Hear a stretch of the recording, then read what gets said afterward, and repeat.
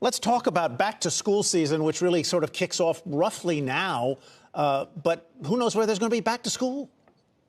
That's the big question. So back to school represents about 20% of annual spend. So that's a big number here. It's, the season just behind Christmas. And perhaps more importantly, as everything's getting pushed back and there are big question marks about, are we going back to school?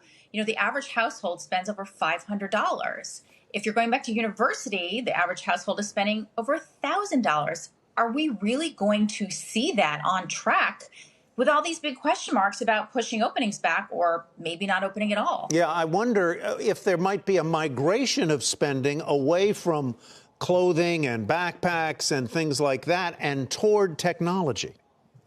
Absolutely, Tyler. And, usually you see that back to school spend split between technology, consumer electronics, and other things, clothes, backpacks, all the things you talked about. This year, that could be more like 75% of the mix here. So the traditional back to school apparel players like a Kohl's, like a Macy's, department stores, they are going to get a double whammy here because, the spend in apparel could be still down 30, 40, 50% if we don't go back.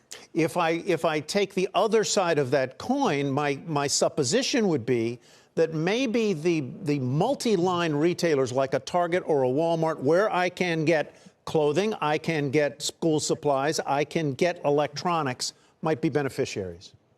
Absolutely. So, what we've seen is people are nervous about being in stores. More and more retailers, including Walmart, are saying now you have to wear masks. So the consumer wants to get it all done in one shop, right? So you can go into Target, you can go into Walmart, you can get your consumer electronics. By the way, both have revamped their consumer electronics spaces and upped their game. You can get your food. You're going to have to feed your children many meals at home rather than sending them to school.